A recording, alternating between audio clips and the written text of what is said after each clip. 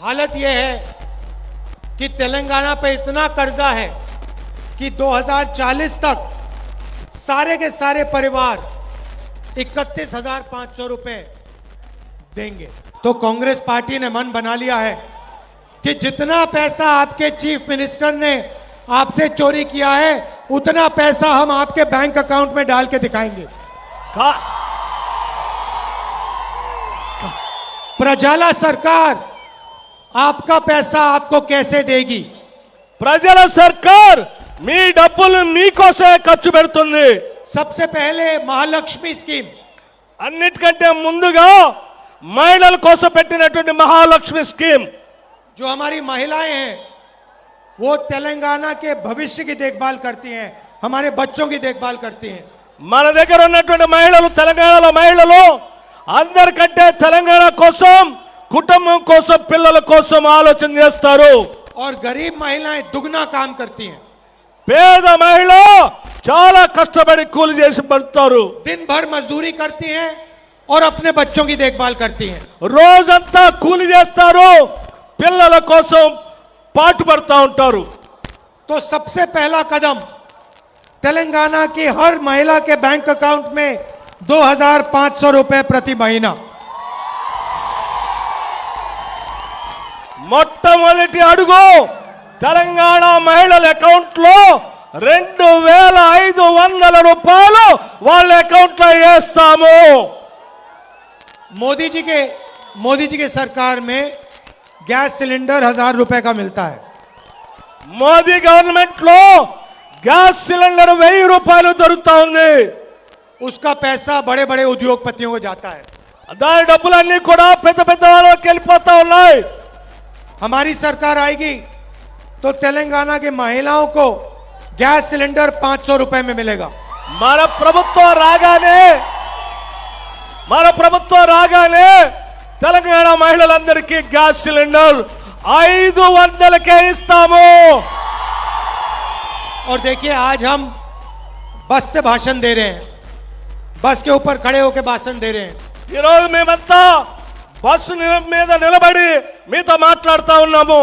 हमारी सरकार आएगी तो पूरे तेलंगाना में, तेलंगाना की सरकार की बसेस में हमारी माताएं और बहन 1 रुपया नहीं देंगी।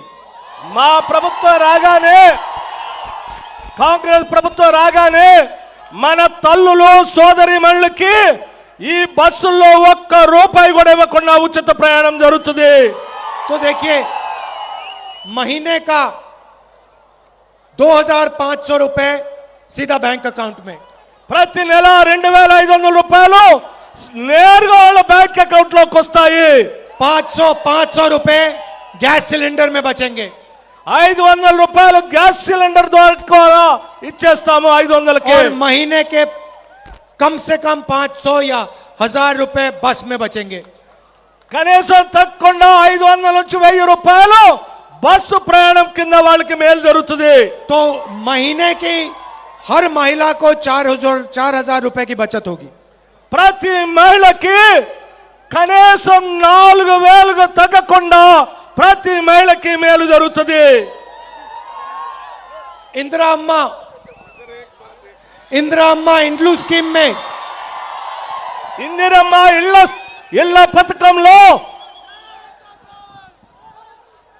जो घर बनवाना चाहते हैं, जिनके पास घर नहीं है, उन्हें 5 लाख रुपए कंस्ट्रक्शन के लिए मिलेगा। ఇందిరమ్మ ఇల్లు కట్టుకోవాలనుకుంటున్నటువంటి వాళ్ళకి, ఇల్లు లేని ప్రతి పేద కుటుంబానికి 5 లక్షల రూపాయలు ఇళ్ళకి ఇస్తాము। और यहाँ हमारी ये जो माता आई है, इनका नाम क्या है? తల్లి, నువ్వు మా ముందు నిలబడ్డ నీ అమ్మ, నీ పేరేంటి? తన పేరు పేరు పేరు రామేశ్వరమ్మ।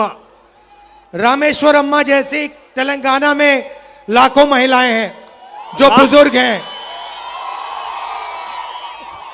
రామేశ్వరమ్మ లాంటి తల్లులు తెలంగాణ రాష్ట్రంలో కొన్ని లక్షల మంది ఉన్నారు। इन्होंने अपनी पूरी जिंदगी तेलंगाना के लिए दी है। వారి జీవితం మొత్తం తెలంగాణ కోసమే బతికారు। तेलंगाना को बनाने में इन्होंने मेहनत करी है, अपना खून पसीना दिया है। తెలంగాణ నిర్మాణంలో వారి జీవితం అంతా కష్టపడ్డారు, వారి చెమట రక్తం దారబాశారు తెలంగాణ నిర్మాణంలో. आज इनको 2000 रुपए पेंशन मिलता है. ఈ రోజు కేవలం అటు 2000 రూపాయలు మాత్రమే పెన్షన్ దొరుకుతుంది. महीने का 2000 रुपए. నెలకి 2000 మాత్రమే పెన్షన్ దొరుకుతుంది. सरकार आने के बाद इनको महीने का 4000 रुपए मिलेगा. కాంగ్రెస్ ప్రభుత్వం రాగానే మీలాంటి తల్లుల కోసం 4000 రూపాయలు ప్రతి నెల పెన్షన్ వస్తుంది. और 200 यूनिट हर महीने बिजली के मुफ्त में मिलेंगे. ప్రతి నెల 200 యూనిట్లు కరెంటు ఉచితంగా ఇస్తాము. अब देखिए एक और नारा चला है. ఇంకొక విధానం నడుస్తా ఉంది. Bye bye KCR. Bye bye KCR. अब बहुत सारे लोग बाय बाय केसीआर कर रहे हैं. చాలా మంది బై బై కేసీఆర్ అంటున్నారు. अब देखिए చూడండి, बाय बाय केसीआर तो हो जाएगा, బై బై కేసీఆర్ అనేది జరుగుతుంది. मगर जो पैसा केसीआर ने लूटा है 1 लाख करोड़ रुपए आपके इंफ्रास्ट्रक्चर के प्रोजेक्ट का, धरनी पोर्टल का जो पैसा है उसका हिसाब भी तो लेना है. బై బై కేసీఆర్ అయితే జరుగుతుంది, కానీ కేసీఆర్ దోపిడీ చేసిన 1,00,000 కోట్ల పైబడిన కాళేశ్వరం ప్రాజెక్టు, అట్లాగే ధరణి మీద జరిగినటువంటి దోపిడీ లెక్కలు తేల్చాలి కదా. उनको ये भी तो समझाना पड़ेगा कि उन्होंने आपके पैसे के साथ क्या किया. अब मैं थोड़ा आपको देश के बारे में कहना चाहता हूं. ఇప్పుడు నేను కొద్దిగా ఇప్పటివరకు తెలంగాణ గురించి చెప్పాను, ఇప్పుడు దేశం గురించి కూడా చెప్పాలనుకుంటున్నాను. कुछ महीने पहले मैंने भारत जोड़ो यात्रा शुरू की थी. కొద్ది నెలల క్రితం మీ అందరికీ తెలిసిందే, నేను భారత్ జోడో యాత్ర చేశాను. भारत जोड़ो यात्रा का मतलब मैं आपको एक लाइन में समझाना चाहता हूं.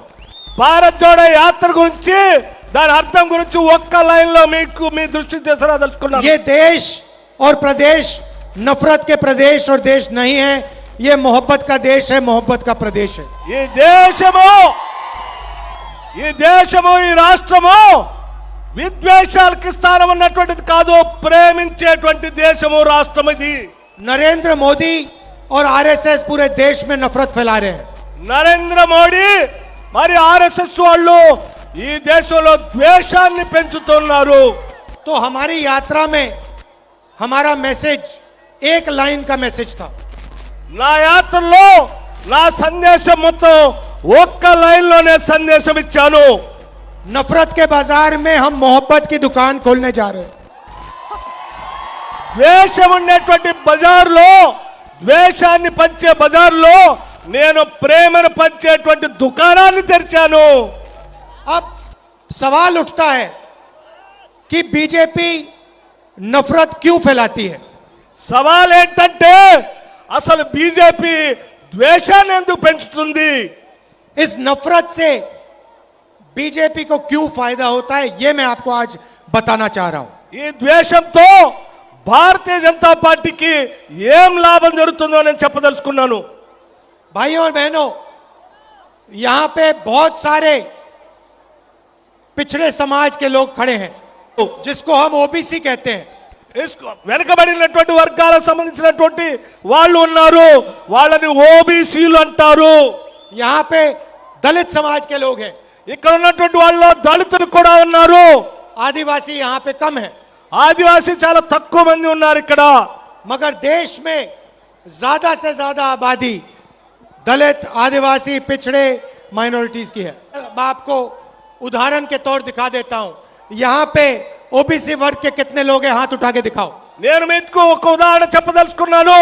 ఇక్కడ ఉన్నటువంటి వాళ్ళు బీసీలకు సంబంధించిన జనాభా ఎంతమంది ఉన్నారో చేయెత్తండి. ये देखो, आधे हिंदुस्तान ने हाथ उठा दिया. ये देखो, तो इस देश में कम से कम 50% ओबीसी वर्ग है. ఈ దేశంలో తక్కువలో తక్కువ 50% మంది బలహీన వర్గాలకు సంబంధించినటువంటి వాళ్ళు ఓబీసీలు ఉన్నారు. और ये जो लोग हैं ये इस देश को चलाते हैं, रीढ़ की हड्डी हैं। వీళ్ళే ఈ దేశ ఆర్థిక సంపదను నడిపిస్తా ఉంటారు. अब सवाल यह है कि इन लोगों की हिंदुस्तान को चलाने में कितनी भागीदारी है, और यह सवाल है कि इस देश में किसकी कितनी आबादी है। సవాల్ ఏంటంటే ఈ దేశంలో ఎంత మందికి ఎంత హక్కులు ఉన్నాయని. अगर मैं आपसे आज पूछूं कि भैया इस देश में ओबीसी कितने हैं, इस भीड़ में कोई जवाब नहीं दे सकता। భయ్యా నేను మీ అందరూ ఒక ప్రశ్న అడుగుతున్నారు. ఈ దేశంలో ఓబీసీలు ఎంతమంది అంటున్నారు అని అంటే చాలా మందికి తెలియదు. कितने आदिवासी हैं, कितने दलित हैं, कोई जवाब नहीं दे सकता। ఎంతమంది ఆదివాసీలు ఉన్నారు, ఎంతమంది దళితులు ఉన్నారంటే సమాధానం ఎవరు చెప్పరు. भाई और बहनों, कुछ दिन पहले मैंने पार्लियामेंट में भाषण किया। సోదర సోదరి మళ్ళారా, నేను కొద్ది రోజుల క్రితం పార్లమెంట్ లో ఉపన్యాసం చెప్పాను. और मैंने वहां दो आंकड़े रखे जो मैं आपके सामने रखना चाहता हूं। हिंदुस्तान की सरकार को एमपी, राज्यसभा, लोकसभा के एमपी नहीं चलाते। ఈ భారతదేశం అంటే హిందూ భారతదేశాన్ని పార్లమెంటు సభ్యులంటే రాజ్యసభ సభ్యులు కానీ లోక్సభ సభ్యులు కానీ నడిపించట్లేదు. भारत की सरकार को 90 अफसर चलाते हैं, 90 आईएएस के ऑफिसर चलाते हैं। ఈ భారత ప్రభుత్వాన్ని 90 మంది అధికారులు నడిపిస్తా ఉన్నారు. ये 90 लोग हिंदुस्तान के बजट को बांटते हैं। ఈ 90 మంది అధికారులే ఈ దేశ బడ్జెట్ ని పంచుతారు. ये निर्णय लेते हैं कि डिफेंस के लिए कितना पैसा जाएगा, मनरेगा में कितना जाएगा, इंफ्रास्ट्रक्चर में कितना जाएगा, शिक्षा में कितना जाएगा। नरेंद्र मोदी और केसीआर अपने एमएलएज और एमपीज की बात नहीं सुनते, अफसरों की बात सुनते हैं। నరేంద్ర మోడీ గాని కేసీఆర్ కానీ ఎమ్మెల్యేలు ఎంపీలు మాట వినరు, ఈ అధికారుల మాట మాత్రమే వింటారు. तेलंगाना को भी ऐसे ही चुने हुए अफसर चलाते हैं। తెలంగాణ రాష్ట్రంలో కూడా ఇలా సెలెక్ట్ చేసుకున్నటువంటి కొద్ది మంది అధికారులు మాత్రమే నడుపుతా ఉంటారు. तो भाई और बहनों, सवाल उठता है कि इन अफसरों में से, 90 अफसरों में से जो हिंदुस्तान को चलाते हैं, इसमें से ओबीसी कितने, दलित कितने, या आदिवासी कितने। సోదర సోదరి మళ్ళారా, ఈ దేశాన్ని నడిపే 90 మంది అధికారుల్లో ఎంతమంది ఓబీసీలు ఉన్నారు, ఎంతమంది దళితులు ఉన్నారు, ఎంతమంది గిరిజనులు ఉన్నారని నేను అడిగాను. सवाल यह है, क्या इस देश को चलाने में दलितों, आदिवासियों, पिछड़ों और माइनॉरिटीज की भागीदारी है, हां या ना? यह सवाल है। भाई और बहनों, 90 अफसरों में से सिर्फ 3 अफसर ओबीसी वर्ग के हैं। 90 మంది అధికారుల్లో కేవలం 3 మాత్రమే ఓబీసీ అధికారులు ఉన్నారు. और बजट का सिर्फ 5% निर्णय ये अफसर लेते हैं। కేవలం 5% బడ్జెట్ మాత్రమే ఈ 3 అధికారులు నిర్ణయం చేస్తారు. मतलब हिंदुस्तान की सरकार में ओबीसी की कोई भागीदारी नहीं है। इसलिए मैं हर भाषण में कहता हूं कि ओबीसी सेंसस, कास्ट सेंसस की जरूरत है। అందుకే నేను ప్రతి దగ్గర నా ఉపన్యాసంలో భారతదేశంలో ఓబీసీల జనగణన జరగాలని అన్ని చోట్ల చెప్తా ఉన్నాను. हम जानना चाहते हैं कि इस देश में कितने दलित, कितने आदिवासी, कितने ओबीसी, कितने माइनॉरिटी हैं। बीजेपी ओबीसी वर्ग को शक्ति नहीं देना चाहती है। బీజేపీ భారతీయ జనతా పార్టీ ఓబీసీలకి శక్తిని ఇవ్వడానికి ఇష్టపడట్లేదు. टीआरएस ओबीसी वर्ग को शक्ति नहीं देना चाहती है। టిఆర్ఎస్ కూడా బలహీన వర్గాలు ఓబీసీలకి శక్తిని ఇవ్వడానికి ఇష్టపడట్లేదు. इसीलिए ये लोग कास्ट सेंसस नहीं करना चाह रहे हैं। అందుకే నేను అడిగిన cost census జనగణనకి Bharatiya Janata party BRS ఇద్దరు ఒప్పుకోవట్లేదు. इसीलिए हमने कहा है कि जैसे ही हमारी सरकार तेलंगाना में आएगी, हमारा पहला स्टेप, पहला कदम कास्ट सेंसस होगा। అందుకే నేను చాలా స్పష్టంగా చెప్తా ఉన్నాను, తెలంగాణ రాష్ట్రంలో మన కాంగ్రెస్ ప్రభుత్వం రాగానే మొదటి అడుగు జనాభా గణన ఓబీసీల క్యాస్ట్ సెన్సస్ చేపిస్తాను. तेलंगाना में जैसे ही सरकार आएगी यहां हम ओबीसी सेंसस शुरू करेंगे और जैसे ही दिल्ली में सरकार आएगी पूरे हिंदुस्तान में हम कास्ट सेंसस लगा देंगे. తెలంగాణలో మన ప్రభుత్వం రాగానే ఏ రకంగా అయితే బీసీ జనగణన చేపిస్తామో ఆ తర్వాత భారతదేశంలో మన ప్రభుత్వం రాగానే దేశమంతా కూడా ఓబీసీ జనగణన చేపిస్తాను. और जो भागीदारी ओबीसी की होनी चाहिए वो हम पूरी करके आपको दिलवा देंगे. ఏ వాటాదారులు ఓబీసీలు ఉన్నారో వాళ్ళందరూ భాగస్వాములు కావాల్సిందే. వాళ్ళందరి కోసం చేస్తాను నేను. भाइयों और बहनों, बीजेपी इसलिए नफरत फैलाती है क्योंकि वो ये नहीं चाहती कि आप अपनी सच्ची आबादी के बारे में जान जाओ. అందుకే సోదర సోదరి మండలారా బీజేపీ వాళ్ళు కావాలనే ద్వేషాన్ని రెచ్చగొడుతూ ఈ వాస్తవాల్ని బయటికి రానికుండా దాస్తా ఉన్నారు. बीआरएस का सेंसस नहीं चाहते क्योंकि वो नहीं चाहते कि आपको अपनी सच्ची शक्ति पता लग जाए. ఆర్ఎస్ఎస్ బిఆర్ఎస్ ఇద్దరు కూడా ఈ కాస్ట్ సెన్సస్ జరగొద్దని ఓబీసీ జనగణన జరగొద్దని కోరుకుంటున్నారు. हम आपको आपकी सच्ची शक्ति के बारे में दिखा देंगे. నేను మీకోసం మీ శక్తి ఏంటో జనగణన చేసి మీకు శక్తిని ఇస్తాను. वो पहला कदम होगा. అది నా మొట్టమొదటి అడుగుగా మారుతుంది. भाई और बहनों, आखिरी बात, సోదర సోదరి వల్ల చివరి మాటగా నేను ఒక మాట చెప్పదలుచుకున్నాను. बीजेपी, बीआरएस और एमआईएम एक हैं. బీజేపీ బీఆర్ఎస్ ఎంఐఎం ఈ మూడు ఒకటే. ये तीनों मिलकर एक साथ काम कर रहे हैं. ఈ బీఆర్ఎస్ బీజేపీ ఎంఐఎం మూడు కలిసి ఒకటే పని చేస్తా ఉన్నాయి ఒకట్లాగానే. मैं बीजेपी आरएसएस से लड़ता हूं. మా బీజేపీ నేను బీజేపీ గురించి బీఆర్ఎస్ గురించి చెప్పదలుచుకున్నాను. मेरे ऊपर नरेंद्र मोदी की सरकार ने 24 केस लगाए. బీజేపీ సర్కార్ నరేంద్ర మోడీ గారు నా మీద 24 కేసులు పెట్టారు. मेरी लोकसभा की मेंबरशिप रद्द कर दी.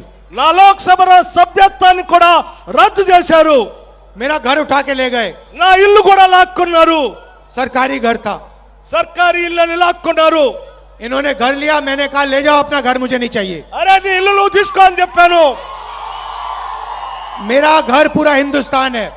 నా ఇల్లు యావత్ భారతదేశం చెప్పాను. मेरा घर पूरा तेलंगाना है. నా ఇల్లు తెలంగాణకు ఉందని చెప్పాను. मुझे तुम्हारे कोई घर की जरूरत नहीं है. నా కోసం నీ ఇల్లు అవసరం లేదని చెప్పాను. अब मेरा सवाल अगर बीजेपी और बीआरएस मिले नहीं हैं तो आपके चीफ मिनिस्टर के ऊपर एक भी केस क्यों नहीं है? నా సవాలు బీఆర్ఎస్ బీజేపీ కలిసి ఉండకపోతే నా మీద 24 కేసులు పెట్టినట్టే ఈ బీఆర్ఎస్ ముఖ్యమంత్రి కేసీఆర్ మీద కూడా కేసులు పెట్టేవాళ్ళు కదా. आपके चीफ मिनिस्टर के पीछे ईडी क्यों नहीं भाग रही, सीबीआई क्यों नहीं भाग रही, विजिलेंस क्यों नहीं भाग रही? నీ ఈ తెలంగాణ చీఫ్ మినిస్టర్ వెనక ఈడీ ఎందుకు వెనకబడట్లేదు, ఐటీ ఎందుకు వెనకబడట్లేదు, సిబిఐ వాళ్ళు ఎందుకు వెనకబడట్లేదు? इनकम टैक्स डिपार्टमेंट वाले लोग उनके घर के सामने क्यों नहीं खड़े? ఇన్కమ్ ట్యాక్స్ డిపార్ట్మెంట్ సంబంధించినటువంటి వాళ్ళు ఆయన ఇంటి ముందుకు ఎందుకు పోవట్లేదు? भाई और बहनों, क्योंकि ये दो मिले हैं. సోదర సోదరి మండలాలు వీళ్ళిద్దరు కలిసి ఉన్నారు. लोकसभा में, राज्यसभा में बीआरएस के लोग नरेंद्र मोदी की सरकार को मदद करते हैं. లోక్సభలో బీఆర్ఎస్ పార్టీ సంబంధించిన పార్లమెంటు సభ్యులు బీజేపీ సర్కార్ కి మద్దతు ఇస్తా ఉన్నారు. और तेलंगाना में बीजेपी बीआरएस की मदद कर रही है. తెలంగాణలో బీజేపీ బీఆర్ఎస్ కి మద్దతు ఇస్తా ఉంది. पहले यहाँ पे बीजेपी के लोग आए थे, छाती फुलाए घूम रहे थे सब जगह. ఇక్కడ ముందు బీజేపీ వాళ్ళు వచ్చారు, గుండెలు నిల్చుకొని వచ్చారు, ముందుకు వచ్చారు. कांग्रेस पार्टी ने उनकी सारी की सारी गैस निकाल दी. కాంగ్రెస్ పార్టీ వాళ్ళ గాలంతా తీసేసింది. गाड़ी के चारों टायर पंचर हो गए. వాళ్ళ బండికున్న 4 టైర్లు పంచర్ అయిపోయినాయి. उनके नेता कहते हैं कि हम तेलंगाना में ओबीसी चीफ मिनिस्टर लाएंगे. బీజేపీ నాయకుడు చెప్తాడు తెలంగాణ రాష్ట్రంలో ఓబీసీ ముఖ్యమంత్రిని చేస్తానని. अरे भाई साहब, 2% वोट से तेलंगाना में आपकी सरकार नहीं बनने वाली है. బాయ్స్ సోదరా, ఆ తెలంగాణ రాష్ట్రంలో బీజేపీకి కేవలం 2% కూడా ఓట్లు లేవు. నువ్వెట్లా చేస్తావయ్యా? अगले टूर पे नरेंद्र मोदी जी अमेरिका जाएंगे। రాబోయే ఎన్నికల్లో నరేంద్ర మోడీ గారు అమెరికా కూడా వెళ్తారు. वहां पे जाके कहेंगे अमेरिका में हम ओबीसी का राष्ट्रपति लाएंगे। అక్కడ అమెరికాకు కూడా వెళ్ళి అమెరికాలో కూడా ఓబీసీ రాష్ట్రపతిని చేస్తాను, ప్రెసిడెంట్ చేస్తాను అమెరికాకి అని చెప్తాడు. ना तेलंगाना में इनकी सरकार आ रही है, ना अमेरिका में सरकार आएगी। ఈడ తెలంగాణలో రాజు, అమెరికాలో కూడా రాజు ఆయన ప్రభుత్వం. आप बीआरएस की मदद करना बंद करो। మీరంతా బీజేపీకి మద్దతు ఇవ్వడం బంద్ చేయండి. और दिल्ली में जाके अपनी तैयारी करो। మీరు ఢిల్లీ పోయి మీ ప్రయత్నాలు మీరు చేసుకోండి, తయారీ కాండి. क्योंकि जैसे हमने आपका यहां टायर पंचर किया है, हम दिल्ली में आपका टायर पंचर करने आ रहे हैं। తెలంగాణలో ఎట్లా అయితే మీ టైర్లన్నీ పంచర్ చేసి గాలి తీసామో, ఢిల్లీ అంటే భారతదేశంలో కూడా కొద్ది రోజుల్లో మీ గాలి అంతా తీయబోతున్నాను నేను. अच्छा, एक दूसरी पार्टी, तीसरी पार्टी है बीच में, మధ్యలో మూడో పార్టీ కూడా ఉంది, MIM। ఎంఐఎం. जहां भी हम चुनाव लड़ने जाते हैं, ఎక్కడైతే మేము ఎన్నికలు పోటీ చేయడానికి పోతామో, असम, అస్సాం, मध्य प्रदेश, राजस्थान, महाराष्ट्र, त्रिपुरा, जहां भी कांग्रेस पार्टी बीजेपी से लड़ती है, वहां पे MIM पार्टी बीजेपी से पैसा लेकर कैंडिडेट खड़े कर देती है। ఆ రాష్ట్రాల్లో ఎంఐఎం పార్టీ బీజేపీ అంటే భారతీయ జనతా పార్టీ దగ్గర నుంచి డబ్బులు తీసుకొని వాళ్ళ అభ్యర్థులు పోటీ పెడతారు. आप देखिए, इनका एक वोट नहीं है, असम में इनका कुछ लेना देना नहीं है, मगर जहां भी बीजेपी चाहती है वहां पे MIM के लोग सलूट मार के कैंडिडेट बैठा देते हैं। ఇది చూడండి, అస్సాం లాంటి రాష్ట్రంలో వీళ్ళకు ఒక్క ఓటు కూడా లేదు. కానీ ఎక్కడైతే బీజేపీ కోరుకుంటుందో అక్కడ వెంటనే వీళ్ళు బీజేపీ సల్యూట్ కొట్టి అక్కడ వీళ్ళు కావాలని వాళ్ళ అభ్యర్థులు పెడతారు. मैं MIM के नेताओं से पूछना चाहता हूं, असम में टिकट, असम में कैंडिडेट बैठा उतारने के लिए आपको पैसा कहां से आता है? मैं आपको बताता हूं, बीजेपी से आता है। నేను మీ అందరూ చెప్తా ఉన్నాను, అది బీజేపీ నుంచి వస్తున్న డబ్బు. इसीलिए तीनों एक साथ खड़े हुए हैं।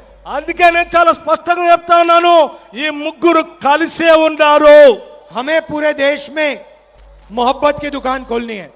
మేము ఈ దేశం మొత్తంలో కూడా ప్రేమను పంచే దుకాణాన్ని తెరుచుకొని ప్రేమ కోసం నేనున్నాను. पहले हम यहाँ तेलंगाना में प्रजाला सरकार लाएंगे, మొట్టమొదటిగా తెలంగాణ రాష్ట్రంలో ప్రజల ప్రభుత్వాన్ని, పీపుల్స్ గవర్నమెంట్ తీసుకొని వద్దాం. और फिर दिल्ली में बीजेपी और नरेंद्र मोदी को वहां से हटाएंगे। అక్కడ ఢిల్లీలో బీజేపీ నరేంద్ర మోడీ, బీజేపీ ప్రభుత్వం నరేంద్ర మోడీని తొలగించేద్దాం. आप सब दूर दूर से आए, शाम का समय है, इसके लिए दिल से बहुत बहुत धन्यवाद। తెలియజేస్తాను. हमारे कैंडिडेट्स का 1 मिनट में परिचय कर देता हूं। అనిరుద్ధ్ రెడ్డి జడ్చర్ల శాసనసభ స్థానం నుంచి కాంగ్రెస్ పార్టీ అభ్యర్థిగా పోటీ చేస్తా ఉన్నాడు.